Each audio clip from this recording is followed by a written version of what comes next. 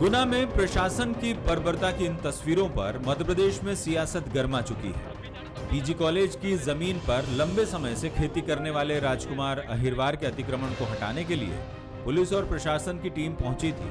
जब राजकुमार ने विरोध किया तो उसकी बर्बर तरीके से पिटाई की गई। विपक्ष इस पूरे मामले में हमलावर है। गुना कांड पर राहुल गांधी और प्रियंका गांधी ने ट्वीट कर सरकार को आड़े हाथों लिया। राहुल गांधी ने लिखा, हमारी लड़ाई इसी सोच और अन्याय के खिलाफ है।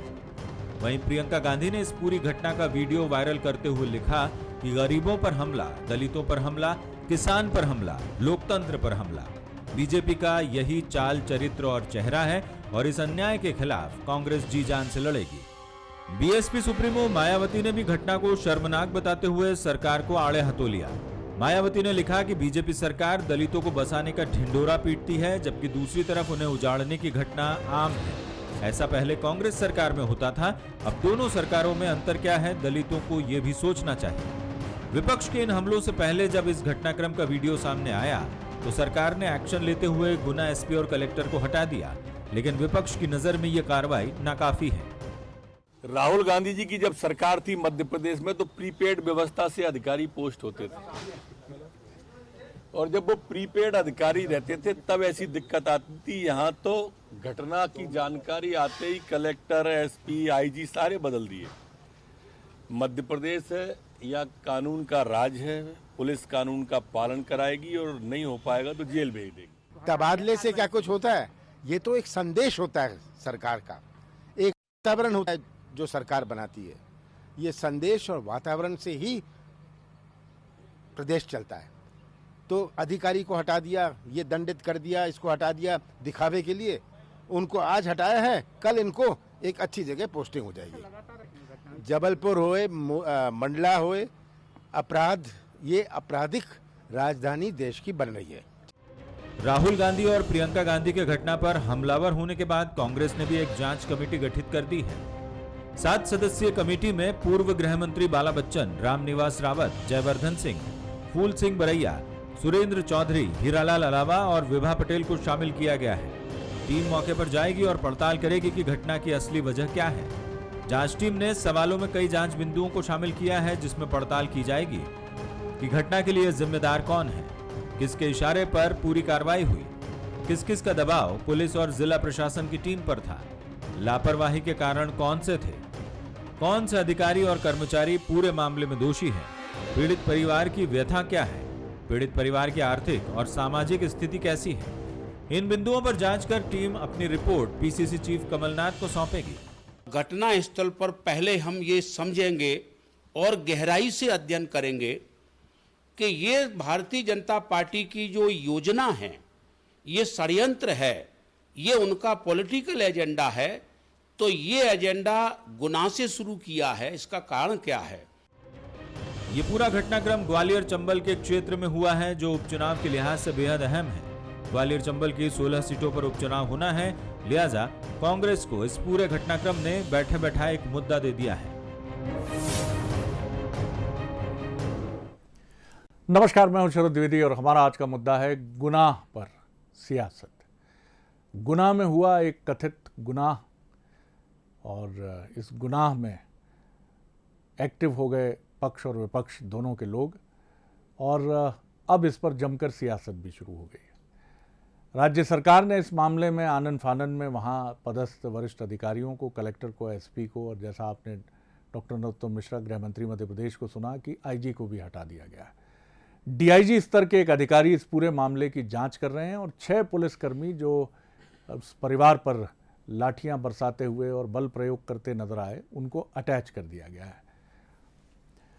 तो ये कार्रवाई तो बताती है कि सरकार इसको लेकर हरकत में आई, एक्शन में आई, और मुख्यमंत्री शिवराज सिंह चौहान की ये बात भी सामने आई कि हम माफिया के खिलाफ पुलिस को फ्री हैंड देते हैं, प्रशासन को फ्री हैंड देते हैं, लेकिन हम समाज के मजलूम, वंचित और गरीब वर्ग के खिलाफ कार्रवाई के लिए कोई फ्री हैंड नहीं है। और अगर वहाँ फ्री हैंड दिखाने की कोशिश होगी तो कड़ी से कड़ी कार्रवाई होगी, क्योंकि सरकार का ये एक संवेदनशील चेहरा है। इस बीच पूरे देश में इस पूरे मसले की प्रतिक्रिया शुरू हो गई और जैसा हमने कहा कि एक सियासत का चेहरा भी सामने आता है। अब मायावती को देखिए, वो कहती हैं कांग्रेस भी एक जैसी है, बीजेपी भी एक जैसी है, और यही वजह है कि आप हम पर भरोसा करिए। कोई ये बात नहीं करता कि क्या उनका हुआ, क्या उस परिवार की समस्या थी, क्या मसला था। मसला मुड़ जाता है कि बर्बर सरकार, निर्मम सरकार, और क्या किया जा रहा है, तमाम बातें शुरू हो जाती हैं। और ये अधिकार है विपक्ष का कि वो सरकार के मंतव्य, मंसूबों पर सवाल उठाए, उसकी कार्रवाई को कटघरे में खड़ा करे, लेकिन उसके साथ उन गरीब परिवारों के लिए कोई स्थायी व्यवस्था हो, कुछ उनके लिए मजबूती से सोचा जाए, कॉन्क्रीट पहल हो, ये पीछे छूट जाता है। इसकी मायावती जी को कितनी चिंता है, मायावती जी जाने, कांग्रेस को कितनी चिंता है, कांग्रेस जाने, और बीजेपी को भी ये देखना ही चाहिए कि आखिर ऐसी परिस्थितियां क्यों बनती हैं। इन तमाम पहलुओं पर आज हम बात करेंगे, क्योंकि जैसा आप जानते हैं ग्वालियर चंबल में 16 सीटें हैं उपचुनाव की, और ये मसला एक बड़े राजनीतिक हथियार के तौर पर भी बीजेपी के खिलाफ उसके प्रतिद्वंदी खासतौर से कांग्रेस देख रही है। जो मेहमान हमारे साथ हैं उनसे मुलाकात करिए। हमारे साथ हैं जेपी धनोपिया साहब, बहुत स्वागत करता हूं। वरिष्ठ नेता हैं कांग्रेस के और अध्यक्ष मध्य प्रदेश पिछड़ा वर्ग आयोग, वो हमारे साथ रहेंगे। ग्वालियर से हमारे साथ जुड़ रहे हैं बीजेपी के युवा नेता और बीजेपी के लिए प्रवक्ता का धर्म निभाने वाले राजेश सोलंकी जी, उनका मैं स्वागत करता हूं। और वरिष्ठ पत्रकार और राजनीतिक विश्लेषक जगदीश द्विवेदी जी भी हमारे साथ हैं, उनका भी मैं स्वागत करता हूं। पहले विपक्ष की एक प्रतिक्रिया लेकर मैं आगे बढ़ूंगा। धनोपिया साहब, क्या कहेंगे? सरद जी, निश्चित रूप से बहुत ही संवेदनशील मामला है। सवाल दलित का, गरीब का और सारी चीज़ों का तो एक अलग चर्चा में डिस्कशन का है। सवाल ये कि उस व्यक्ति का परिवार में गुनाह क्या था। एक छोटी सी जमीन पर वो खेती कर रहा था या उसका वहाँ पर छोटा सा मकान बना हुआ था, तो आप उसे वैकल्पिक व्यवस्था करके या उसको कहीं वो करके, भाई ये मान के कि है इसके पास कुछ नहीं है। आदरणीय अर्जुन सिंह जी जब मध्य प्रदेश के मुख्यमंत्री थे, उन्होंने तो लोगों को झुग्गियों के लिए जगह दी थी, पट्टे दिए थे, सारी व्यवस्थाएं करी थी। तो आज हम क्या संदेश देना चाहते हैं? आखिर इसमें जाँच इस विषय पर नहीं है कि पुलिस ने कैसे मारा, लोगों ने क्यों मारा। सवाल यह है कि कौन था उसके पीछे, किसके लिए जमीन खाली कराने की व्यवस्था की जा रही थी, किसके इशारे पे घटनाक्रम हो रहे थे, और क्या इतनी बर्बरता दिखाई जा रही थी कि एक व्यक्ति के कहने पर इस तरह किया गया कि माँ, बेटे, बच्चे, पिता सबको मारा, और यहाँ तक स्थिति बनी कि उनको बेचारों को जहर पीने को मजबूर होना पड़ा। ये बहुत ही निंदनीय है। सवाल कांग्रेस पार्टी, बीजेपी का नहीं है, घटना का है। लेकिन बीजेपी इसलिए जिम्मेदार है कि बीजेपी सत्ता में जो बैठे हुए लोग हैं वो जिम्मेदार होते हैं। सत्ता में बैठे हुए लोगों की जिम्मेदारी बनती है कि हम लोगों को न्याय दें। पुलिस के आईजी, डीआईजी को आपने बदल दिया, अभी आपने कहा हमने और सस्पेंड कर दिया। सवाल यह है कि सस्पेंशन इज नॉट पनिशमेंट। दुनिया कहती है सस्पेंशन से कुछ नहीं होने वाला।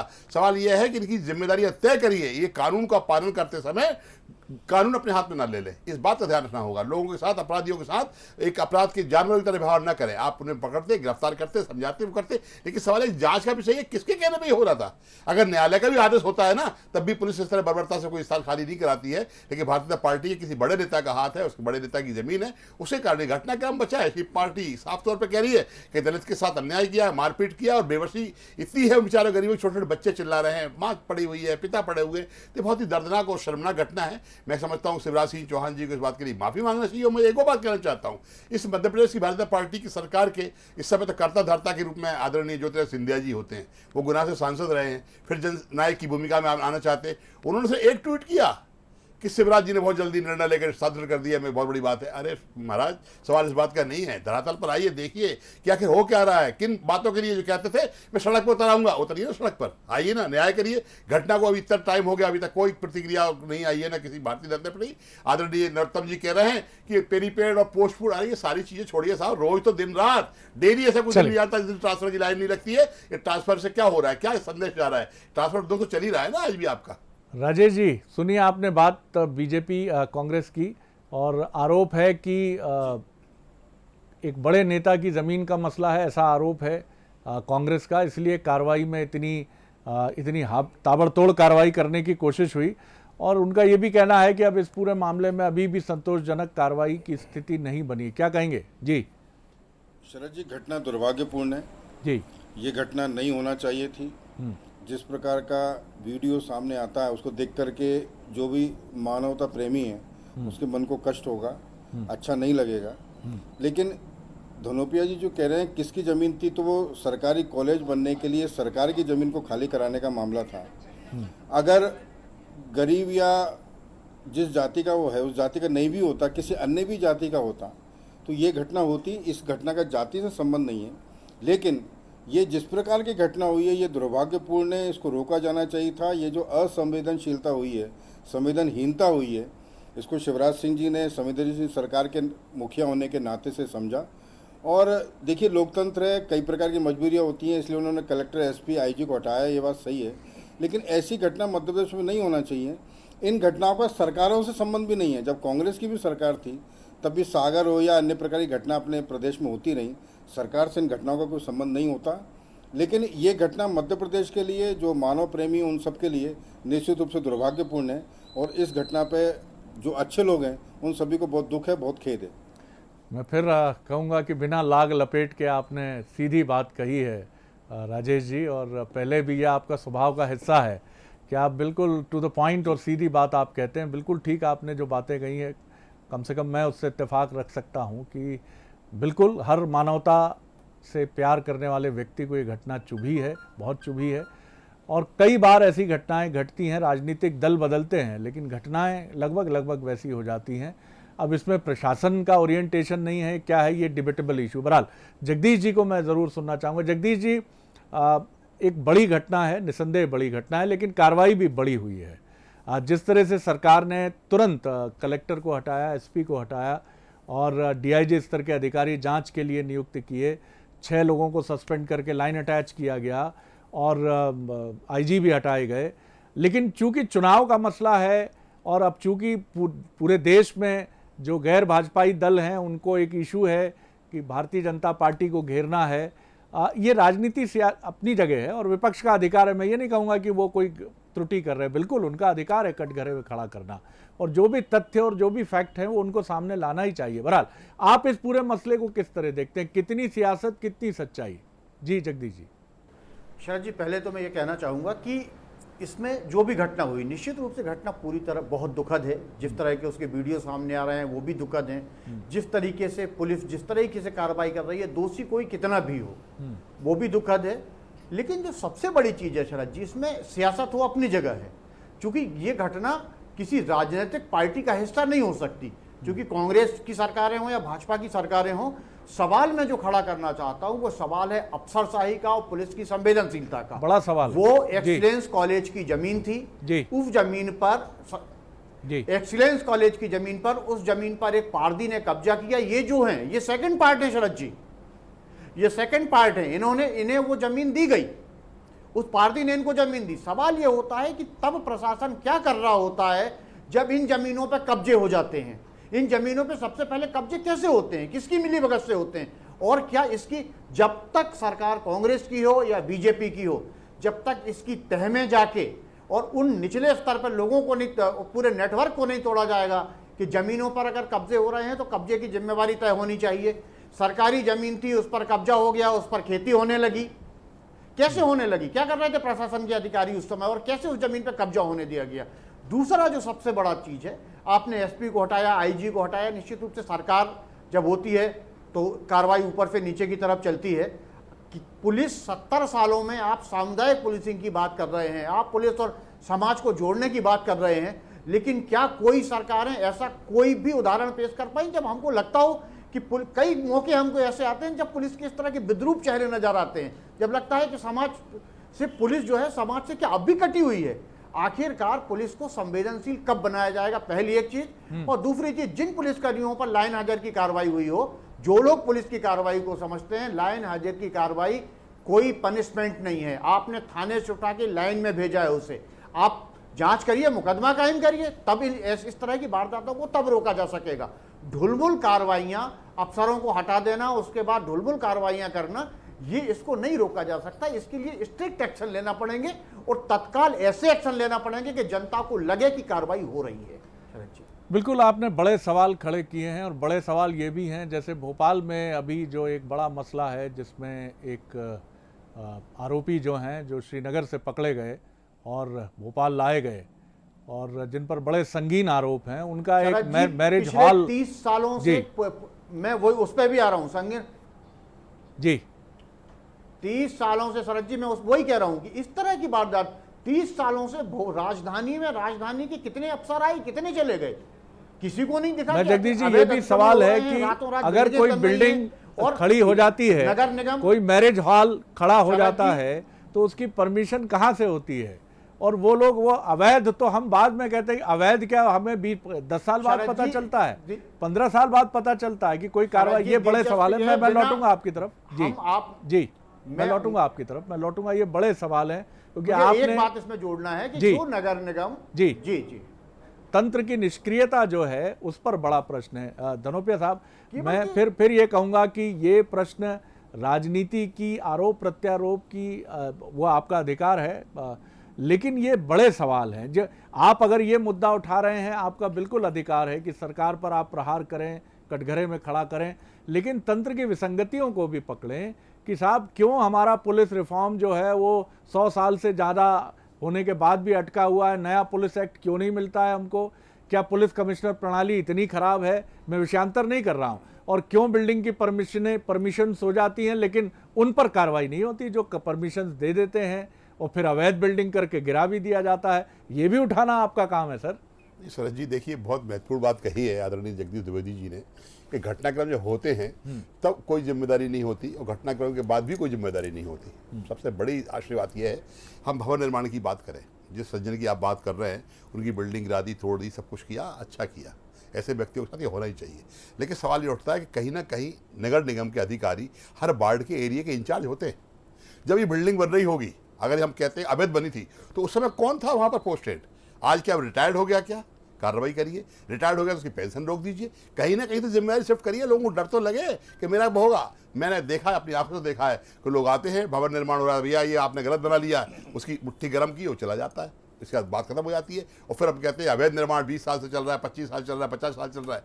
मैं तो आपकी बात को आगे बढ़ाते एक बात और कहना चाहता हूँ कि सिर्फ संपत्तियों के मामलों के अलावा भी जो अवैध गतिविधियों में बड़ा अपराधी पकड़ा गया, उसके साथ जिनकी संलिप्तता है वो किसी पार्टी के हैं, उनके चेहरे बेनकाब करने की साहस तो करे प्रशासन। दिखाए तो समाज के लोगों को कि जो आपके नेता बने घूम रहे हैं, जो बड़े उद्योगपति हुए हैं, या जो आपके बड़े बड़े समाचार पत्रों के मालिक हैं, सारे लोग हैं, उनके चेहरों के बारे में भी तो बात करें। क्यों बात को दबा दिया जाता है? क्यों आप ऐसा करते हैं? हम समझौतावादी लोग हैं और समझौता करते हैं तो पाप बढ़ता है, अपराध बढ़ते हैं और ऐसी घटनाओं को जन्म होता है। और यही कारण है कि आज लोगों का, मध्य प्रदेश का, पूरे देश के अंदर राजनीति से लोगों का विश्वास कम होता जा रहा है, राजनीति को विश्वास हटता जा रहा है। आने वाले समय में लोग राजनीति को निष्ठा नहीं से, निंदा की दृष्टि से देखते हैं। हमें सुधार तो करना पड़ेगा। आपकी साफगोई के लिए अप्रिशिएट करूंगा आपको, बिल्कुल ठीक बात है और बात कभी दबाई नहीं जा सकती जी। धनोपिया जी ने बहुत बिल्कुल ठीक बात है साहब, बिल्कुल ठीक बात है और बात दबाई नहीं जा सकती साहब।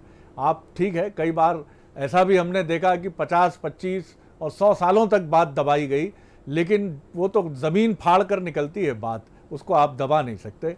जो कुछ भी गलत है, अनैतिक है, ये प्रकृति का सिस्टम कुछ इस तरह का अद्भुत है कि उसको आप दबा एक लंबे समय तक नहीं सकते हैं। और इसीलिए हम देखते हैं कि बहुत सारे सफ़ेद पोश लोग जो हैं उनके चेहरे से नकाब हटते हैं। एक मिनट सर जी, एक मिनट जी। मैंने कहीं पढ़ा था, एक कोटेशन पढ़ा था मैंने कि समाज में बुराइयां ज्यादा इसलिए नहीं है कि बुरे लोग ज्यादा हैं, इसलिए बुराइयां ज्यादा हैं कि बुराइयों की हम निंदा नहीं करते हैं, उनकी चटकाने की चर्चा करते हैं और समय पर चुप रह जाते हैं।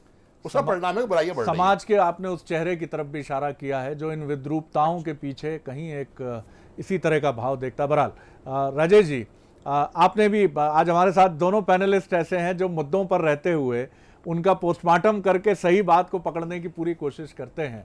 प्रशासन के इस चेहरे को पकड़ना ये सरकारों की ही जिम्मेदारी है। सरकारें आती हैं तो अपने साथ प्रश्रय ले आती हैं, संरक्षण ले आती हैं। पसंद की ब्यूरोक्रेसी और नापसंद की ब्यूरोक्रेसी, इन दो सरकारों में हमने ये भी बहुत देख लिया। इसीलिए तबादलों की बौछार आ जाती है। तबादले बढ़ते हैं तो नए नए अधिकारी तैनात होते हैं। कई बार उनके अनुभव पर सवाल उठता है, कई बार उनके मिजाज पर सवाल उठता है। राजेश जी, इस पर तो रोक होनी चाहिए और एक संवेदनशील प्रशासन का चेहरा बनना चाहिए। अधिकारी तो परमानेंट गवर्नमेंट है, वो ना बीजेपी का है ना कांग्रेस का है। जी राजेश जी। शरद जी बिल्कुल सही बात है और धनोपिया जी और जगदीश जी जो कह रहे हैं मैं पूरी तरह उनके साथ सहमत हूँ। आप देखिए, राजनीतिक जो लोग करते हैं, आप अगर किसी को नेता कहो ना तो अच्छा आदमी टोकता है कि यार नेता मत कहो, आदमी को नेता कहो तो उसको गाली सी लगती है। इसी प्रकार से ये बात तो होगी कि सरकार जब भी बनेगी, जिसकी बनेगी उसके अधिकारी उसकी पसंद के हिसाब से लगेंगे, लेकिन इसमें अपन को एक कदम आगे हम सबको बढ़ना पड़ेगा। वास्तव में समाज को जागरूक होना पड़ेगा। देखिए, पुलिस के डंडे चलते हैं, खाने वाले लोग बदल जाते हैं, लेकिन पुलिस के डंडे चलते हैं। जब भी कोई कार्रवाई होती है तो पुलिस का सिपाही जो होता है, आरक्षक जिसको बोलते हैं, वहाँ से लेकर डीजीपी जो पुलिस का महानिदेशक है, सबसे छोटा सबसे बड़ा, ये जो पूरी चैन है जिसमें बहुत लोग रहते हैं, पूरी पुलिस एक हो जाती है और ऊपर का अधिकारी नीचे वाला एक होते होते पूरी पुलिस इनको बचाने में पुलिस सक्रिय हो जाती है। इसलिए सरकार इसमें कितना कर पाएगी, सरकार की अपनी सीमा है। वास्तव में समाज को जागरूक होना चाहिए। ये बात सही है कि गुनाह में जिस ज़मीन पे कब्जा हुआ वो नहीं होना चाहिए था, जिसने किया उसे नहीं करना चाहिए था, जिसने किया शायद उसने इनको ज़मीन दे दी, इस प्रकार का भी कोई है जानकारी, अभी जब जांच होगी तब निकलेगी। लेकिन इनको रोकने के लिए सरकार सक्षम नहीं है, समाज को जागरूक होना पड़ेगा, समाज को सक्षम बनना पड़ेगा। और ऐसी घटना जब हमारे आसपास हो रही है तब लोगों को जागरूक होकर अगर सामने आएंगे, नहीं तो पुलिस तो अपना काम करेगी, हमेशा सबको बचाने का प्रयास होगा। अब जैसे लाइन हाजिर पुलिस वालों को जो उनको किया गया है, कुछ दिन बाद हम सब घटना भूल जाएंगे, कोई नई घटना हो जाएगी, उस पर ध्यान चला जाएगा, ये फिर इधर उधर थानों में आपको पोस्टिंग और मोटरसाइकिल पर घूमते हुए दिखेंगे। इसलिए जांच में जिम्मेदारी फिक्स होना चाहिए और समाज इस प्रकार का जागरूक होना चाहिए कि जब भवन बन रहा है, हमको मालूम है कि गलत बन रहा है, तो ये बन कैसे रहा है, लोग खड़े हो जाएंगे तो नहीं बन पाएगा। और इसलिए जिम्मेदारी फिक्स होती चली जाएगी और समाज अगर जागरूक हो जाएगा तो हो सकता है। सरकार की अपनी मजबूरियां हैं, राजनीतिक लोगों की अपनी मजबूरियां, लोकतंत्र की अपनी मजबूरियां हैं, लेकिन समाज अगर जागरूक हो जाएगा तो समाज की राजनीति, अफसरशाही उसके हिसाब से चलना शुरू हो जाएगी, तब ठीक हो सकता है। जी, लेकिन समाज की जागरूकता बड़ी चेतावनी भी होती है और समाज जब जागृत हो जाता है, सोलंकी साहब, तो कहा जाता है क्रांतियाँ जन्म लेती हैं और क्रांतियाँ जब जन्म लेती हैं तो वो अपने साथ बहुत सारे परिवर्तन को भी लेकर आती हैं, एक भूचाल को भी लेकर आती हैं। तो ये सब भी चीज़ें हैं और समाज, ये बात बिल्कुल सही है कि समाज कई बार हम देखते हैं कि उसकी चुप्पी बहुत खटकती है, खलती है, हमें मायूस भी करती है। और जगदीश जी, मैं आपकी तरफ आ रहा हूँ। काफ़ी मुझे लगता है कि एक इसका दूसरे पक्ष पर भी यहाँ काफ़ी बात हो गई है और ये अच्छा पक्ष भी है कि हम चिंता के साथ उस तरफ भी देख रहे हैं। बात हमारे दोनों राजनीति से जुड़े विद्वान मित्रों ने ये भी बात की कि राजनेता कहने में संकोच लगता है। ऐसा नहीं है, पत्रकार बिरादरी पर भी संकट है और चुनौती हर उस माध्यम के ऊपर है। मैं पत्रकारिता को शामिल ही नहीं करूंगा, वो भी सामाजिक अवमूल्यन बहुत तेजी से हो रहा है, बहुत तेजी से। तो हर जवाबदेह जो हर क्षेत्र में पहरुआ है तो समाज का, जी, उस पर सवाल उठा है, चाहे वो मैं लोकतंत्र के चारों स्तंभों को शामिल करूंगा। जी निश्चित रूप से जी, राजनेताओं की जो आप बात करते हैं, जी बिल्कुल बिल्कुल बिल्कुल बिल्कुल शरद जी, सबसे महत्वपूर्ण ये है कि मेरा मानना ये है कि पत्रकारिता की अपनी एक अलग जिम्मेवारी है। अभी सोलंकी जी इस बात को कह रहे थे, मेरा मानना इसमें है कि राजनेता समाज के विचारों का संवाहक होता है। राजनेता कई मायनों में समाज का प्रतिनिधि होता है, तब तो वो नेता होता है। भाई नेता किस बात का, नेता वही होता है ना जो लोगों का प्रतिनिधित्व करे, वो नेता। तो ये जिम्मेवारी, समाज को जागरूक करने की जिम्मेवारी आखिरकार है किसकी, एक बात। दूसरी बात कि जब राजनीति बिल्कुल पारदर्शी तरीके से की जाएगी, मैं बिल्कुल नहीं कहता, राजनीति में आज भी बेहद अच्छे लोग हैं, लेकिन दिक्कत यह है कि जो 20% लोग खराब हैं, शायद वो मैनेजमेंट करके उन 80% लोगों की आवाज को दबा देते हैं या उन 80% लोगों को नैराश्य के वातावरण में धकेल देते हैं। कि बहुत कटु बात कह रहा हूं, धनोपिया जी, सोलंकी जी, दोनों लोग सुनिए कि अब यार सुननी तो इनकी जानी है ना, मेरी तो सुनी नहीं जानी। तो वो फिर अपनी आवाज को या तो धीमे कर लेते हैं या परे हट जाते हैं। इन सब चीजों से दूर होना पड़ेगा। जो राजनेताओं के आका हैं उन्हें भी यह तय करना पड़ेगा कि सही बात सुनेंगे, सही बात का समर्थन करेंगे। और शरद जी, जो प्रशासन में कई बहुत अच्छे अधिकारी हैं, एक बार आप तय करिए पूरी फाइल निकाल के कि अगर 2000 इस जमीन पे शरद जी 2 बार कार्रवाई हो चुकी, दोनों बार राजनीतिक प्रभाव में कार्रवाई को रोका गया। निकालिए फाइलें, किसने रोका है आपको कि पहली बार जब रोका था पटवारी कौन था, आरआई कौन था, नायब तहसीलदार कौन था, तहसीलदार कौन था। नापिए गर्दन, देखिए इस तरह की वारदातें रुक जाएंगी। लेकिन इसके लिए राजनीति के चश्मे को अलग करना पड़ेगा, दिखावटी कार्रवाइयों को दूर करना पड़ेगा, अभियान चलाना पड़ेगा, तब ये सारी चीजें सब रुक जाएंगी। वरना चैनलों में इस तरह की डिबेटें होती रहेंगी, गरीब इसी तरह पिटते रहेंगे और अन्याय होते रहेंगे। शरद जी, बहुत दुख के साथ कह रहा हूं। बिल्कुल आपने ठीक कहा और गंभीर चेहरे टेलीविजन पर भी आते रहेंगे, अफसोस जताते रहेंगे, मीडिया माध्यमों में अफसोस जताते रहेंगे। घटना की फला जांच के आदेश दे दिए गए हैं, दोषी अधिकारियों को बख्शा नहीं जाएगा। हम किसी कीमत पर ऐसी असंवेदनशीलता को बर्दाश्त नहीं करेंगे। लेकिन वो भी ये जानते हैं कि उनकी भी विवशता है कि वो इस तंत्र में बड़ा परिवर्तन नहीं कर सकते। ये दरअसल सोच को एक पैरालिसिस है हमारी दृष्टि को एक पैरालिसिस हो गया है, लकवा मार गया है कि हम ये मान लेते हैं कि धारा के साथ बहना ही किनारे तक पहुंचने का या मंजिल तक पहुंचने का सबसे अच्छा तरीका है। अगर ऐसा होता तो विवेकानंद को कौन पूछता आज, महात्मा गांधी को कौन पूछता आज, गौतम बुद्ध को कौन पूछता आज। और आज की राजनीति में भी ऐसे बहुत महानुभाव हैं जिन्होंने धारा के प्रतिकूल तैरने का साहस दिखाया है, और वो बीजेपी में भी हैं और वो कांग्रेस में भी हैं और तमाम बड़े राजनीतिक दलों में हैं। ये सबके चिंतन मनन का विषय है कि हम इस पर एक मुलम्मे की कार्रवाई कर दें, इस पर एक कलई करके, एक पॉलिश करके हम निकल जाएं, या फिर हम जड़ तक पहुंचने की कोशिश करें और उन लोगों को पकड़कर सामने आए जो काम ऐसा कर जाते हैं कि राजनीतिक व्यवस्था और सरकारें बदनाम हो जाती हैं, लेकिन वो कोने में किसी खलनायक की तरह मुस्कुराते हुए कहते हैं फंस गया बेचारा। आप तीनों पैनलिस्ट का बहुत बहुत धन्यवाद। बने रहिए बंसल न्यूज पर। नमस्कार।